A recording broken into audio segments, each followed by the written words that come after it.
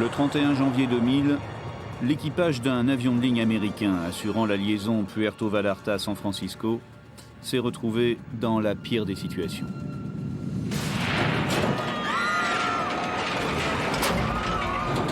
Essayer de piloter un avion devenu incontrôlable.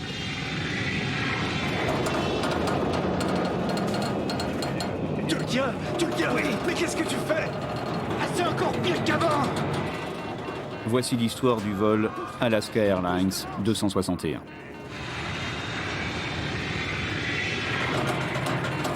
J'y arrive pas.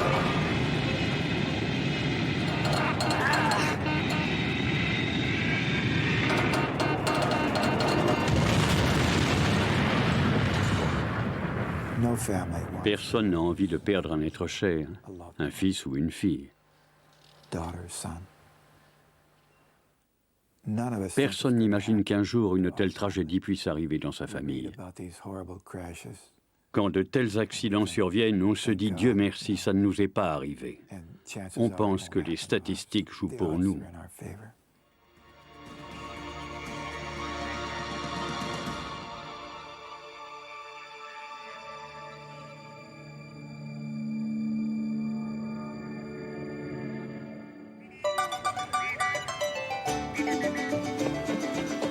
Puerto Vallarta.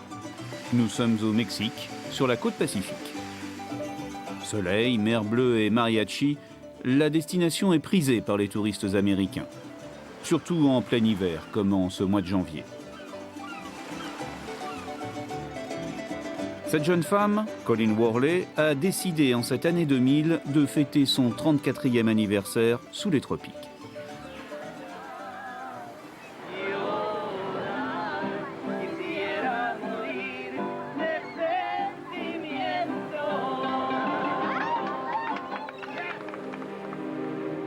La tête pleine de souvenirs, le 31 janvier, Colleen et son fiancé Monty prennent le chemin du retour.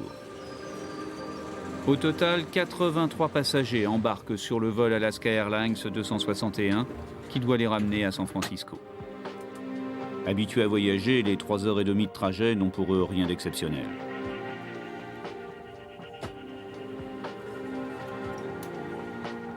Ce jour-là, l'équipage est composé de 2 vétérans. 2 pilotes particulièrement chevronnés, le commandant Ted Thompson et le copilote Bill Tansky, cumulent à eux deux plus de 10 000 heures de vol, dont la plupart sur la famille des MD-80. Leur avion est un MD-83, un appareil construit dans les années 80 par McDonnell Douglas et vendu à plus de 1100 exemplaires dans le monde entier. Pour les pilotes, le vol est une pure routine. La météo est bonne, le trafic pas trop dense, aucune difficulté à l'horizon. Vol 261, prêt au décollage. Relais d'atterrissage. Vérifié, confirmé. Aérofrein. Vérifié, armé. Instrument. La seule ombre à ce tableau idyllique, c'est la compagnie. Air Alaska est une compagnie apparemment florissante dont les avions sillonnent la côte ouest américaine du Mexique à l'Alaska. Mais les passagers en embarquant ignorent qu'Air Alaska est aussi sous le coup d'une enquête menée par l'administration fédérale américaine. 2 ans auparavant, en 1998, un mécanicien de la compagnie a dénoncé aux autorités Air Alaska pour non-respect des règles d'entretien sur ses avions.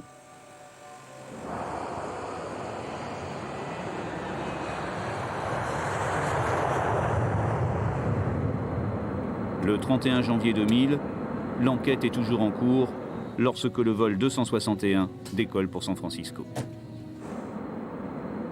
L'avion monte tranquillement vers son altitude de croisière. En cabine, tout le monde est confortablement installé. Tout en contemplant la pureté de l'horizon à 10 000 mètres d'altitude, sans doute certains passagers font-ils des projets. Ils avaient annoncé leur fiançailles au Noël précédent. Et nous avions décidé d'organiser une grande fête de famille pour les féliciter.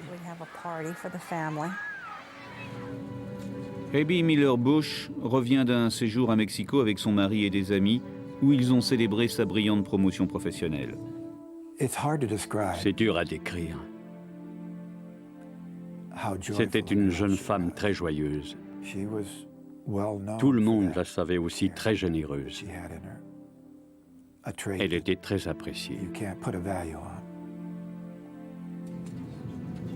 Dean et moi avions l'habitude d'aller là-bas ensemble, et c'était la première fois qu'il y allait tout seul. Dean m'a appris à m'amuser. Il aimait raconter des histoires drôles.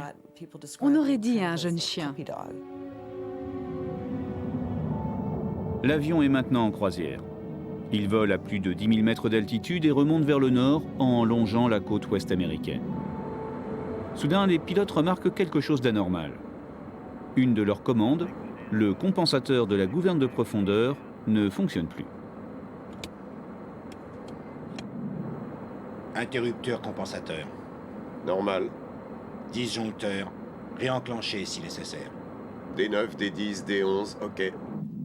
L'équipage applique la procédure écrite prévue dans ce cas.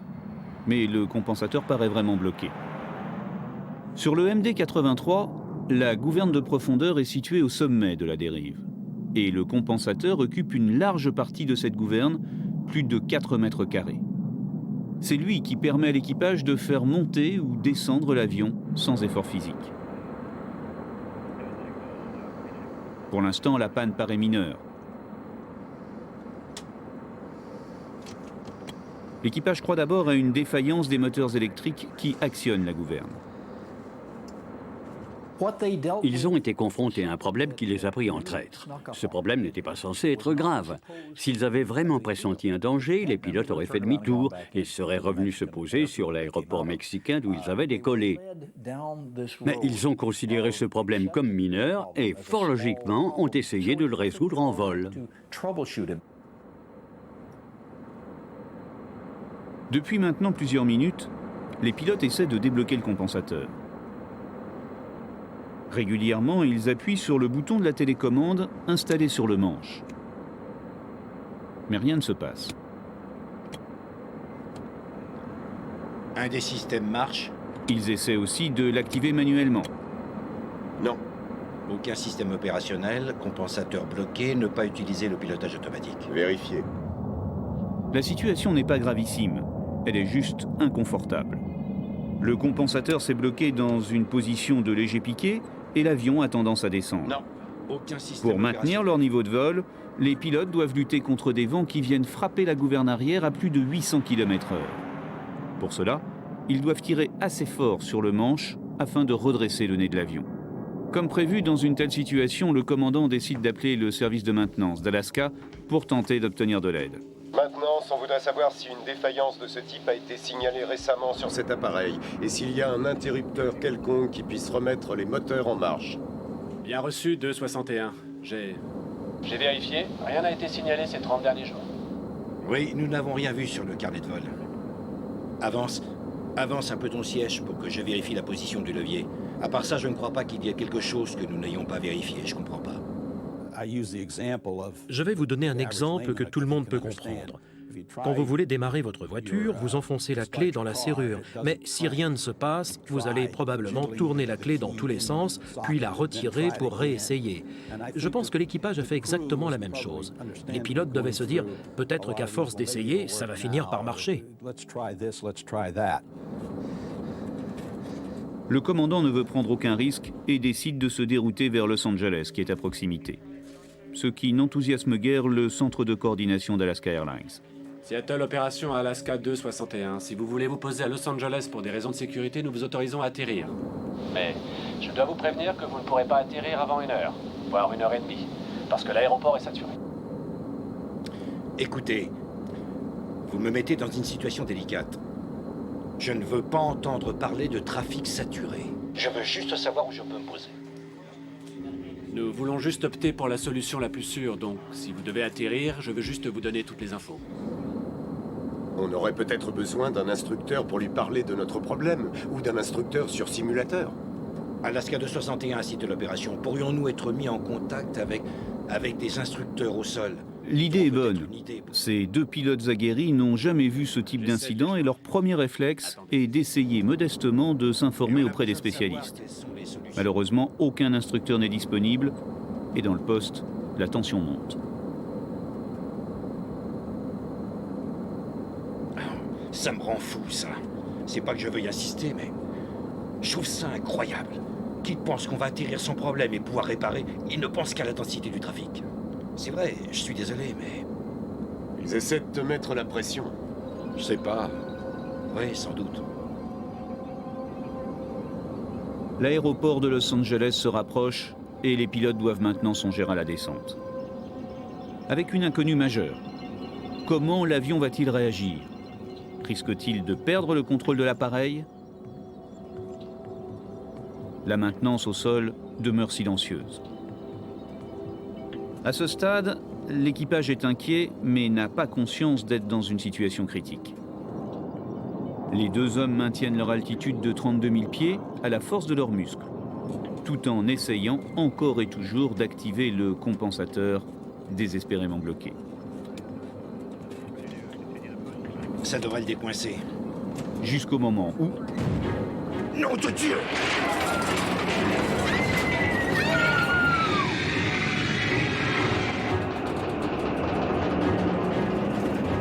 Est-ce que tu l'as? Bordel! Qu'est-ce que tu fais? Ça s'est débloqué! À près de 10 000 mètres d'altitude, l'avion s'engage soudain dans un piqué vertigineux durant une longue, très longue minute. C'est encore pire qu'avant! Les pilotes doivent mobiliser toutes leurs forces pour tenter de reprendre le contrôle de la machine. On décroche! Ils essaient de tirer sur le manche pour redresser l'avion, mais le compensateur contre leurs efforts. L'avion est à la limite de sa résistance. Plus la descente se prolonge, plus la vitesse s'emballe. Pousse le manche! Pousse le manche! Enfin, lentement, l'équipage ramène l'appareil à l'horizontale. En vol à peu près stabilisé, mais maintenant à la limite de la survitesse. Sors les aérofreins. Donne-moi les pompes de pression. Ok, Aide-moi. Aide-moi. ok.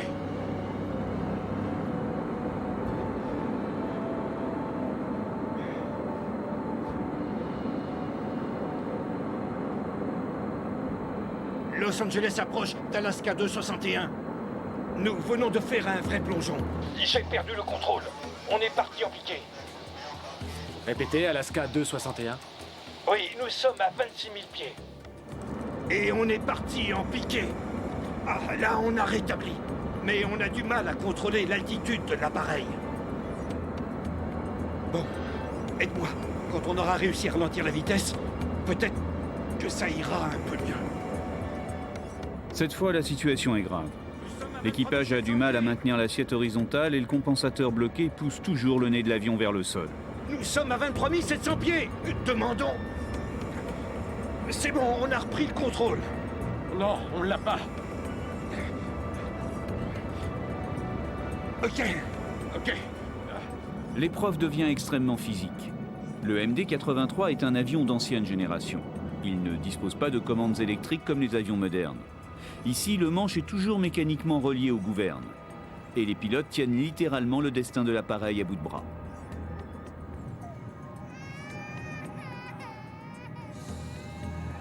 En cabine, les passagers sont terrorisés et essaient tant bien que mal de se remettre du vertigineux plongeon. À cet instant, les souvenirs de vacances sont bien lointains. Dean était quelqu'un de particulièrement sociable. Je suis sûre qu'il a engagé la conversation avec les autres passagers, qu'il a discuté avec la personne assise à côté de lui.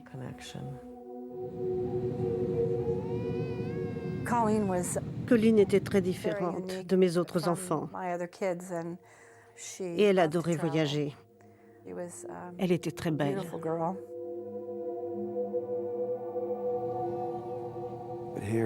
Elle avait 25 ans. Et on avait l'impression qu'elle possédait sa fusée personnelle pour voyager partout.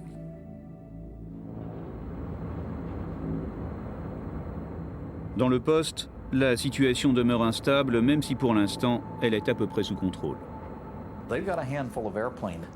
Les pilotes sont arrivés à stabiliser l'avion et ils ont pris la décision d'atterrir d'urgence à l'aéroport de Los Angeles. Mais pour cela, ils devaient ralentir l'appareil et procéder à quelques essais. On va rentrer les aérofreins. Non, non, laisse-les. J'ai l'impression que ça nous aide. Nom de Dieu, ils cherchent vraiment à piquer du nez. On dirait. Ne touche pas à ça. D'accord. Il faut maintenant préparer l'avion à l'atterrissage. Pour cela, il faut ralentir, descendre et s'aligner sur la piste. Mais avant d'entamer l'approche, le commandant veut être certain de totalement maîtriser la machine. Alaska 261, où en êtes-vous? Alaska 261, nous sommes à 24 000 pieds. L'appareil est à peu près stable.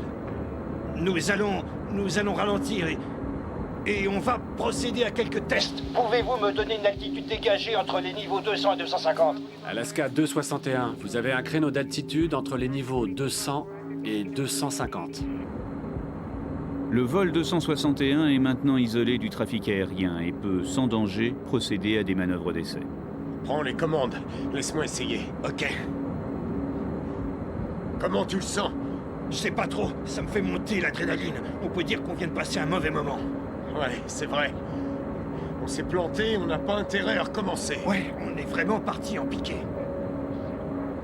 Est-ce que c'est encore pire qu'avant? Ouais, on est dans une mauvaise posture. Les pilotes commencent à deviner que leur problème n'est pas seulement une panne de moteurs électriques.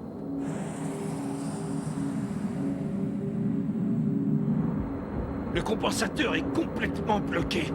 Et je pense que cela peut empirer. Ça va sans doute empirer. On va ralentir. On va ralentir à 200 nœuds et voir ce qui se passe.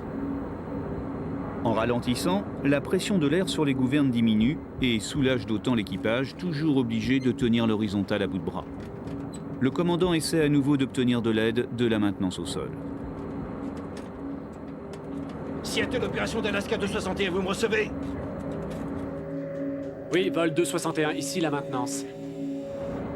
Écoutez, on a appuyé sur les deux interrupteurs et on a essayé en manuel et l'avion est parti en piqué. Il s'est mis à piquer du nez tout droit. L'avion est parti en piqué? Tout à fait. Du coup, on est dans la merde. On tient pour l'instant, mais la situation est encore pire qu'avant.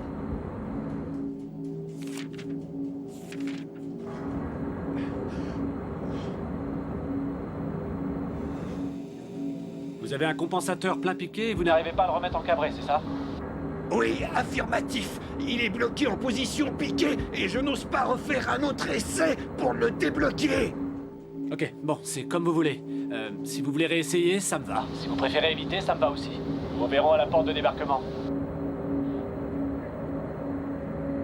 Même si le contact avec le personnel au sol est important, les mécanos, les ingénieurs ou ceux qui ont construit l'avion ne vous donneront pas forcément la solution à votre problème. L'équipage avait déjà passé en revue toutes les solutions auxquelles il pouvait penser.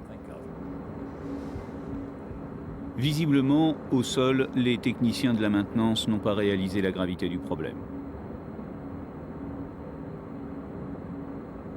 Quoi qu'il en soit, dorénavant, les pilotes sont seuls face à leur destin. Les passagers aussi. Et ils ont besoin d'être rassurés. Mesdames et messieurs, nous avons eu quelques petits problèmes que nous sommes en train de régler. À droite, vous pouvez apercevoir Los Angeles, où nous allons nous poser. Nous faisons tout notre possible pour remédier à la situation. Je ne prévois pas de grosses difficultés dès que nous aurons procédé à quelques réglages. Nous allons nous poser sur l'aéroport de Los Angeles. D'après mes estimations, nous nous y poserons d'ici 20 à 30 minutes. Durant quelques minutes, le calme et le professionnalisme du commandant fait illusion dans la cabine. Et l'espoir revient. Los Angeles paraît si proche. Même si la menace est toujours là, juste à l'arrière. Les pilotes manient l'appareil avec un maximum de précaution. La descente est lente et pas à pas, ils essaient de vérifier la maniabilité de l'avion. Los Angeles approche d'Alaska 261, vous me recevez? Nous sommes en descente pour le niveau 220. Notre stabilisateur est toujours bloqué, nous avons beaucoup de mal à contrôler notre altitude. Mais je vais stabiliser au 220 et refaire des essais.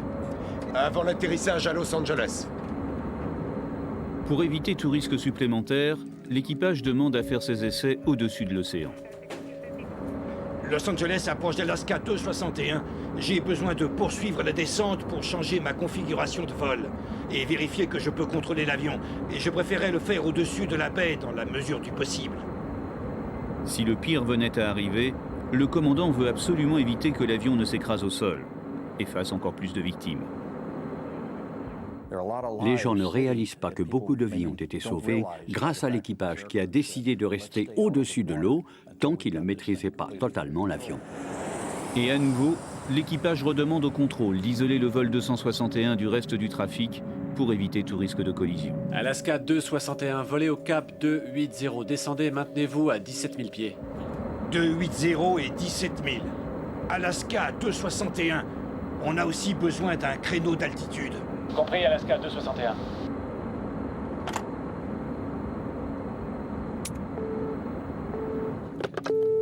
Vérifiez que les coffres à bagages sont bien fermés et les passagers attachés. Ok.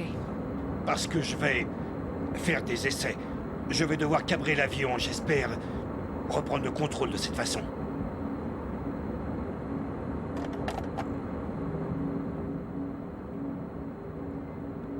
Je vais le tester en vol. Comment ça se passe? Il pique encore plus du nez. Vraiment? Oui. Et c'est les volets 15, 11. Il faut que j'arrive à 11. Ok, mais plus de puissance. Je suis à 250 nœuds. C'est très dur? Non, là c'est plutôt stable, tu vois, mais il faut redescendre à 180. La vitesse d'atterrissage est d'environ 140 nœuds. L'avion doit perdre presque la moitié de sa vitesse. Et les pilotes ont conscience que chacun de leurs gestes peut être fatal. Ok, sors les volets et les becs, s'il te plaît. Les becs aussi? Oui. L'équipage va tenter une manœuvre pour essayer de résoudre le problème. Ce que je voudrais faire, c'est essayer de le cabrer et ensuite le laisser retomber pour essayer de soulager l'arrière et voir si ça débloque le compensateur. En cabine, malgré les mots rassurants du commandant, les passagers luttent contre la peur. Leur dernier espoir tient au savoir-faire et à l'expérience des pilotes. Je crois que c'est stable maintenant. Mais il n'y a toujours rien qui s'affiche. La manœuvre du commandant échoue. Le compensateur est toujours bloqué en position à piquer. Le compensateur doit être... Il y a quelque chose qui cloche là, derrière. C'est clair.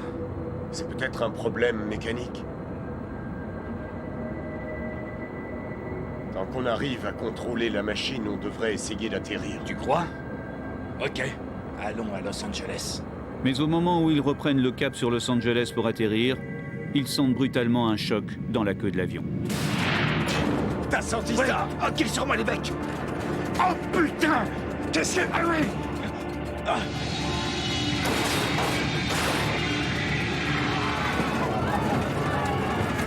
À 6000 mètres d'altitude, l'avion repart dans un piqué vertigineux. Immédiatement, pour éviter toute collision, le contrôle écarte tous les autres vols commerciaux en approche sur Los Angeles. Merde! Ce sont les pilotes de ces avions, témoins involontaires du drame, qui vont décrire la situation au contrôle. That plane has just started to do a big, huge plunge. Yes, sir. He is definitely in a nose-down position, descending quite rapidly. Definitely out of control. Plane's inverted, sir. Okay. Yeah, he's inverted. L'équipage en vol sur le dos arrive à peine à atteindre les commandes. Pourtant, professionnels jusqu'au bout, les deux hommes essaient toujours de se battre. Pousse! Pousse! Pousse! Remonte vers le bleu! Ils ont essayé de faire voler l'avion alors qu'ils étaient sur le dos. Ils ont toujours cru qu'ils arriveraient à reprendre le contrôle de l'appareil. Pousse! Je pousse! Mets du pied! Mets du pied! Je touche pas les pédales! Du pied à droite! Du pied à droite! Ah! L'avion était ballotté de gauche à droite. Il se retournait, partait en vrille. On est toujours en train de voler! On vole! Oui, on vole! Dis-leur ce qu'on fait! Nous sommes sur le dos, mais on vole! Ouais! L'avion était sur le dos, les pilotes étaient littéralement suspendus à leur harnais, les passagers n'étaient maintenus qu'au niveau de la ceinture.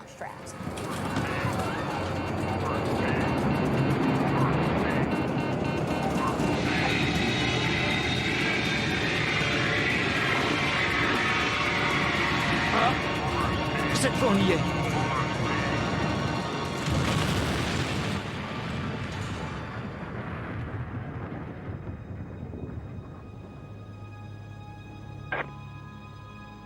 And he just hit the water. Yes, sir. He hit the water. He's down.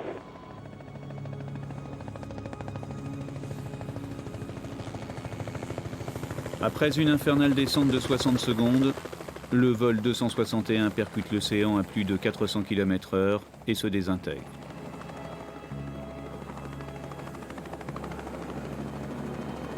Les premiers hélicoptères de secours sont sur les lieux quelques minutes plus tard. Mais il n'y a personne à sauver. Les 83 passagers, dont 3 jeunes enfants, ainsi que les membres de l'équipage sont morts sur le coup. Une mort qu'ils ont eu le temps de voir arriver.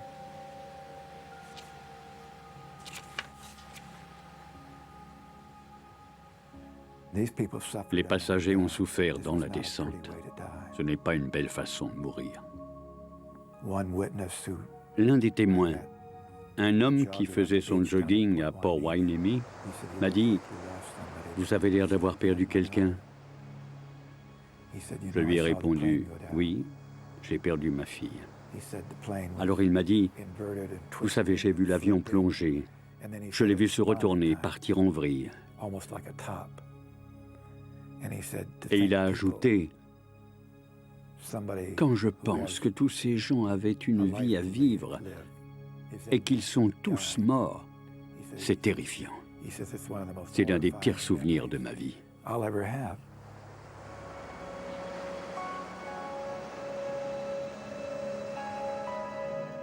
Suzanne da Silva a perdu son mari, Dean. Je sais qu'ils ont vécu une expérience vraiment atroce. C'était une fin très violente et les passagers ont souffert. Aucun corps n'était intact, tous étaient très abîmés. Et ils sont restés conscients pendant un long moment avant que l'avion ne se désintègre. Colleen Worley est morte en compagnie de son fiancé, Monty. Une mère attend toujours le retour de son enfant. Colleen voyageait énormément.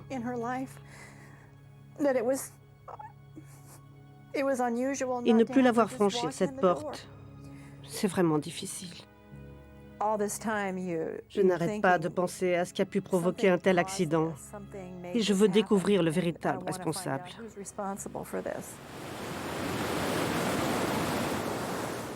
Aussitôt, une enquête est ouverte et d'importants moyens sont mis en place pour aller repêcher les restes de l'avion étalés sur le fond de la mer à 200 mètres de profondeur.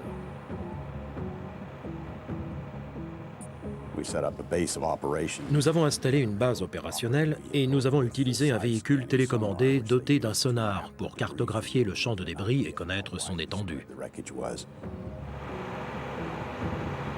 L'enquête est menée par le NTSB, le Bureau national de la sécurité des transports américains, installé à Washington. L'enregistreur vocal des boîtes noires permet d'emblée d'aiguiller les enquêteurs vers l'origine de l'accident. Los Angeles approche d'Alaska 261, vous m'en recevez? Nous sommes en descente pour le niveau 220. Notre stabilisateur est toujours bloqué, nous avons beaucoup de mal à contrôler notre altitude. Nous nous sommes tout de suite doutés que le problème se situait dans la queue de l'appareil, là où sont les gouvernes. La défaillance et donc la cause du crash venaient de là.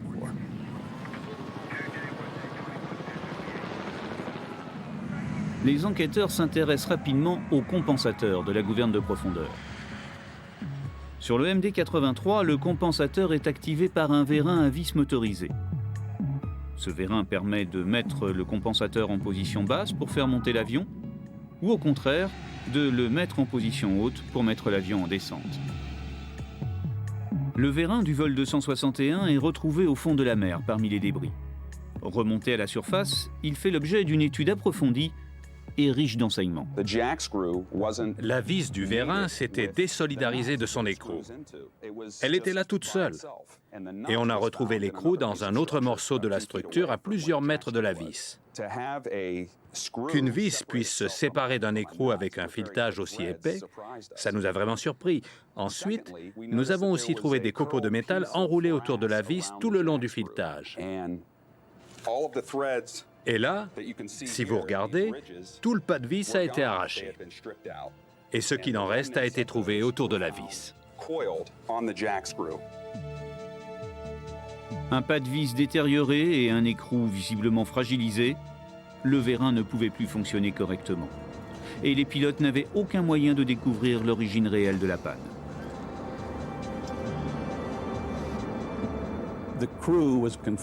L'équipage s'est retrouvé confronté à une situation qui ne s'était jamais produite auparavant.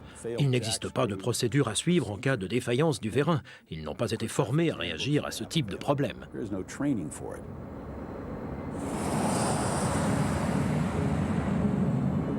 À partir du moment où le vérin s'est bloqué, les pilotes ont perdu le contrôle du compensateur. Nous pensons que le filetage de l'écrou était complètement usé, et donc que la vis du vérin n'arrivait pas à tourner sous l'action du moteur. C'est ce qui a permis à l'équipage de constater qu'il y avait un problème. Les pilotes se doutaient que le problème se situait dans la queue de l'avion, mais ils ignoraient le rôle du vérin. Ils ignoraient surtout qu'en actionnant les deux moteurs qui commandent ce vérin, ils prenaient le risque d'aggraver la situation. Nous sommes à 23 700 pieds. Demandons. C'est bon, on a repris le contrôle. Non, on l'a pas. Là où ils se sont trompés, c'est quand ils ont voulu utiliser en même temps le moteur principal et celui de secours. À force de solliciter les moteurs, ceux-ci ont fini par faire bouger le vérin, qui ne tenait plus que par un seul écrou. À ce stade, l'avion était déjà condamné.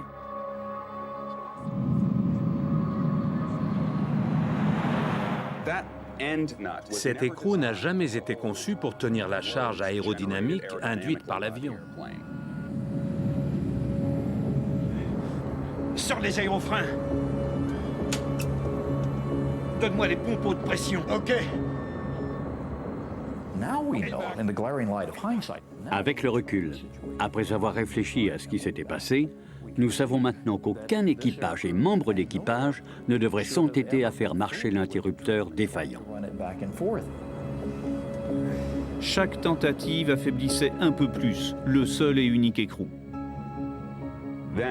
Sous l'effet de ces charges répétées sur l'écrou, cet écrou a finalement lâché.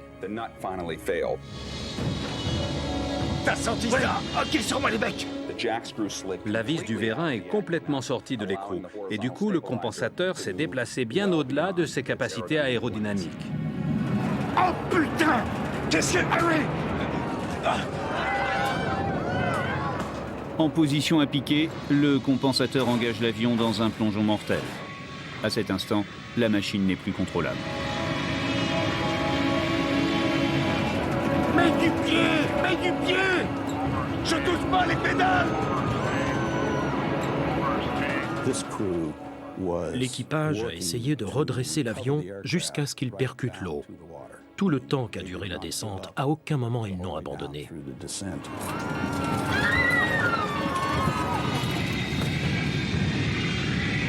Ah, cette fois on y est.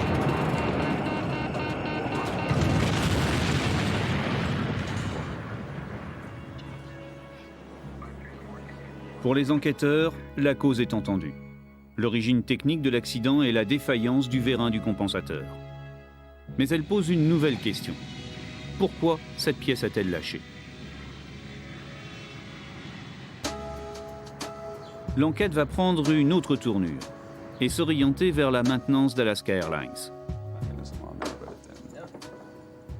Le fameux vérin est ausculté sous toutes les coutures et les premières observations sont étonnantes.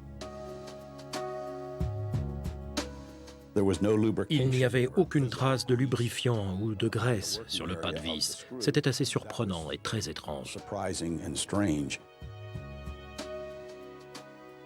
Cette absence de graisse sur une pièce qui doit obligatoirement être lubrifiée est une faute. Aussitôt découverte, le Bureau de la sécurité des transports avertit les autorités fédérales, qui déclenchent un contrôle sur tous les MD-80 américains. Évidemment, les avions d'Alaska Airlines sont également contrôlés. Et le résultat est affligeant. Sur les 34 appareils de la compagnie, 6, soit 20% de la flotte, ont un vérin défectueux nécessitant un remplacement immédiat. L'absence de graisse est responsable du crash. L'absence de graisse est la seule raison capable d'expliquer une telle usure. 88 morts pour une simple défaillance de graissage. Les enquêteurs suspectent d'autres fautes et se focalisent sur Alaska Airlines. Les procédures et les rapports de maintenance sont épluchés et permettent la découverte de faits encore plus graves et inquiétants. Nous avons interrogé tous les mécaniciens ayant travaillé sur ce type d'avion. Nous savions qu'ils avaient falsifié les fiches d'entretien et qu'ils n'avaient pas effectué le travail qu'ils avaient mentionné. Et les mécaniciens de la compagnie parlent. Oui, ils avaient consigne de bloquer le minimum de temps les avions au sol. Oui, leurs recommandations étaient parfois ignorées de leur hiérarchie. Oui, certaines fiches d'entretien ont été remplies sans que le travail ne soit réalisé. Chez Alaska Airlines, les enquêteurs vont de surprise en surprise. Pourtant, la compagnie fut longtemps une des plus florissantes. Mais au début des années 90, Alaska, comme les autres compagnies, prend la crise économique de plein fouet et plonge dans le rouge. Pour rétablir l'équilibre, ses dirigeants se lancent alors dans un plan drastique d'économie. Tout le personnel fait des sacrifices sur les salaires, des postes sont supprimés et la flotte est exploitée au maximum. En 2 ans, Alaska a réussi un véritable exploit économique en réduisant ses coûts de 80 millions d'euros et en augmentant considérablement ses bénéfices. Au début des années 1990, la compagnie Alaska Airlines a dû entièrement se restructurer et diminuer ses frais fixes afin de concurrencer les autres compagnies aériennes. Elle y est arrivée. Elle a fait un travail remarquable. Personne n'y croyait, mais elle a réussi. Mais ce succès a un prix. L'exploitation devient intensive. Un avion rentable, c'est un avion qui vole. Résultat, les temps de maintenance sont de plus en plus courts, au point que certains mécaniciens finissent par s'alarmer. John Liotin était chef mécano depuis 8 ans à l'atelier d'Oakland en Californie. Inquiet de voir la maintenance se dégrader dangereusement, il a pris une décision rare dans le monde de l'aéronautique et extrêmement courageuse. Il a tiré la sonnette d'alarme auprès des autorités fédérales. Pour des raisons juridiques, vous ne pourrez ni voir ni entendre John Liotin, incarné ici par un comédien. Le témoignage de Liotin est sans détour. Pour lui, les avions sont remis en service trop rapidement, sans avoir le temps d'effectuer les réparations nécessaires ou les changements de pièces indispensables. Pour lui, la compagnie remet en ligne des appareils dangereux sans écouter les avertissements des mécaniciens.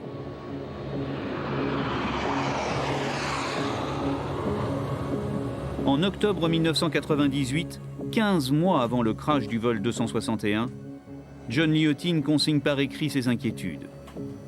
Il constitue un véritable dossier et s'appuie sur des faits précis. Et finalement, envoie le tout à l'administration fédérale américaine.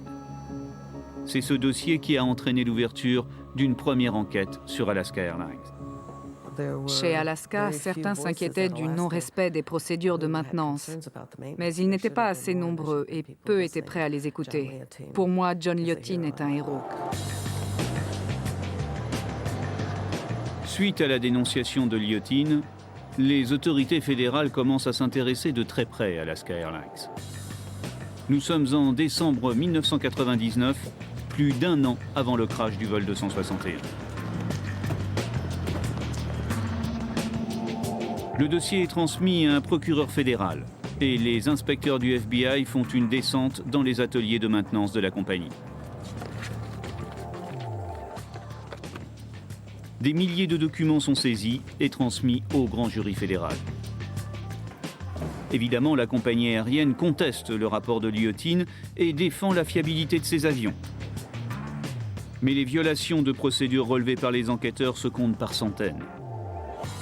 Finalement, en 2001, dans l'affaire Liottine, la compagnie est condamnée à de lourdes amendes, mais aucune charge criminelle n'est retenue contre elle.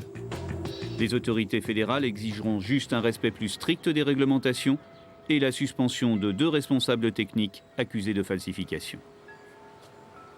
Entre-temps, le vol 261 s'est écrasé et John Liottine a été écarté de son poste. Dès 1999, la compagnie le met en congé forcé. C'est donc chez lui que le 31 janvier 2000, John Liottine voit ses pires craintes se transformer en véritable cauchemar. Ce qu'il avait tenté d'éviter vient de se produire, au large des côtes californiennes, et de coûter la vie à 88 personnes.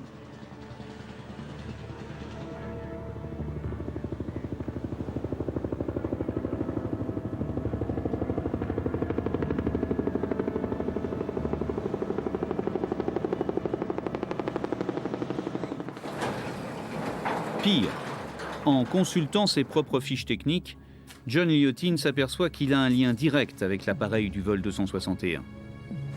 2 ans auparavant, en 1998, alors qu'il était encore chef mécano, il avait travaillé lors d'une grande visite sur cette machine. Et ses notes sont sans ambiguïté. À l'époque, il avait demandé le remplacement de la pièce défaillante, le vérin du compensateur.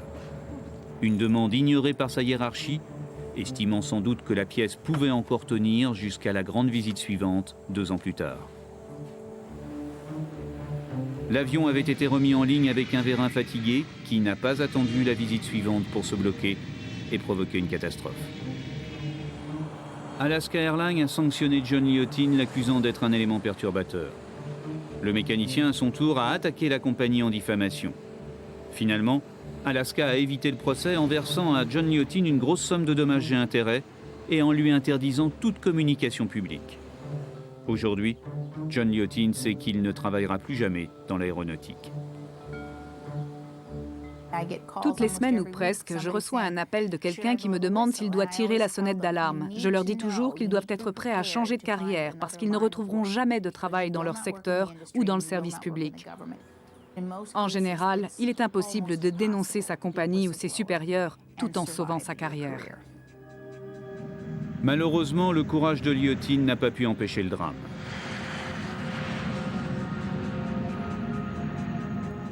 L'enquête sur l'accident, elle, se poursuit et révèle encore de nouvelles anomalies. Ainsi, Alaska Airlines a non seulement réduit la durée d'entretien de ses avions, mais en plus a espacé les visites en maintenance. Une décision économiquement très rentable, mais techniquement très dangereuse. L'entretien d'un avion ne relève pas de l'improvisation. Lors de la conception de l'appareil, chaque pièce reçoit une fiche d'entretien précisant la fréquence de révision ou de remplacement.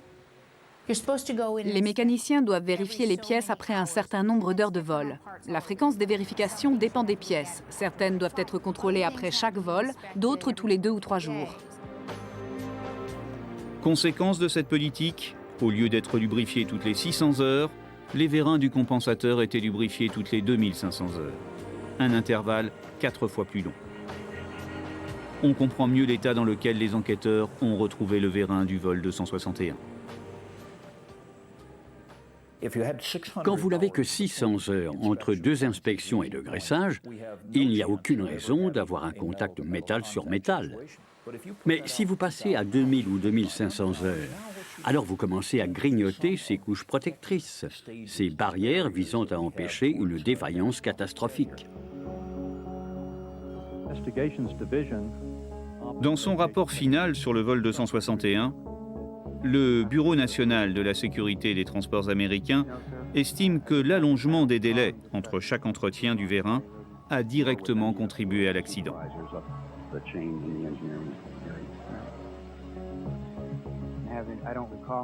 Lorsque les compagnies aériennes font des économies de bout de chandelle, la maintenance et la sécurité sont compromises.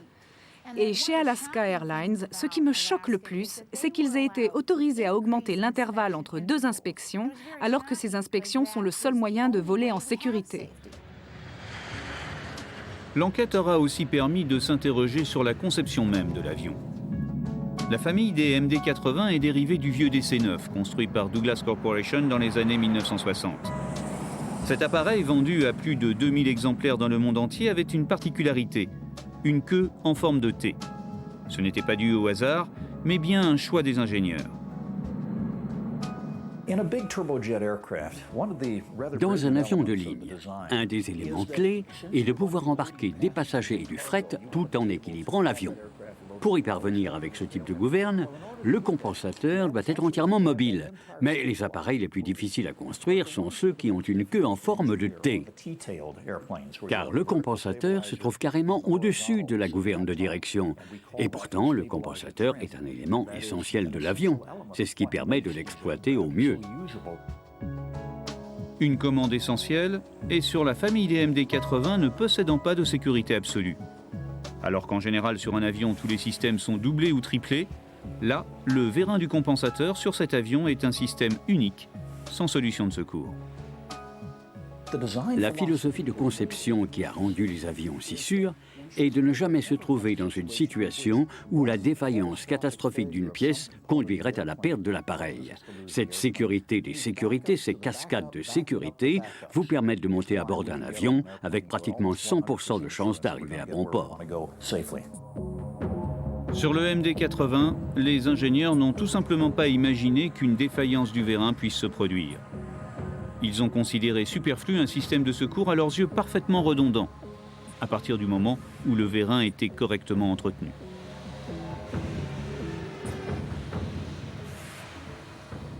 Ils sont tout à fait ridicules en disant que ce système est redondant. Il n'y a qu'une vis et qu'un écrou. C'est tout. Ça n'a rien de redondant. Les avions de la famille des MD-80 continuent à voler dans le monde entier.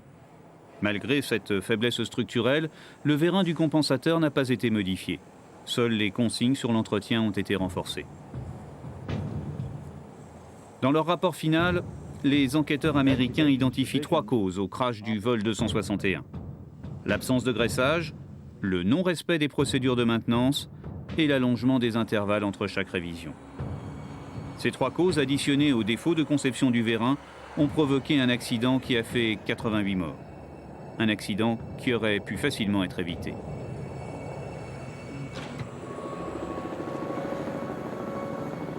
Trois ans après la disparition du vol 261, les familles et les amis des disparus ont fait ériger un monument commémoratif à Port-Vanhem, à proximité du lieu du crash.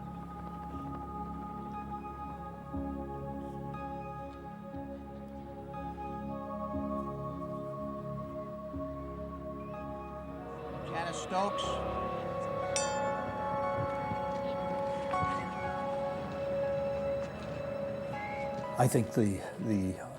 Nous ne pourrons jamais dédommager les familles qui, dans cette catastrophe, ont perdu un être cher.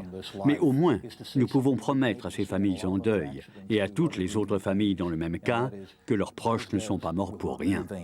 Nous ferons en sorte que chaque mort contribue à sauver la vie de 3, 4, 5 ou 10 passagers.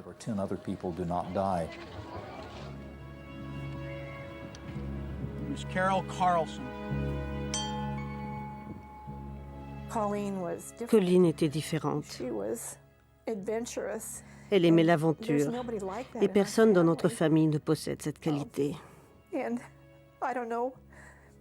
Maintenant, tout ce que nous pouvons faire, c'est nous souvenir d'elle et nous efforcer de vivre un peu mieux par égard pour elle.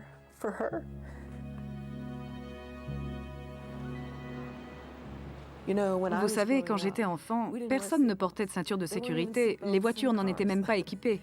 Maintenant, nous savons que nous devons attacher nos ceintures. Nous n'en savions pas autant sur les dangers de la cigarette, mais maintenant nous savons que ce n'est pas bon pour la santé. Je pense que nous avons encore beaucoup à apprendre sur la sécurité aérienne. Ryan Bushy. Nous ne sommes plus comme avant. Nous naviguons en pleine tempête, vague après vague. Elle se forme et se déforme et n'arrête jamais. La perte d'un enfant est ce qu'il y a de plus terrible. Je ne le souhaite à personne. Cet avion s'est écrasé à cause d'une négligence. Quel gâchis, quelle mort inutile. se dire qu'ils sont morts parce qu'une compagnie aérienne voulait gagner plus d'argent.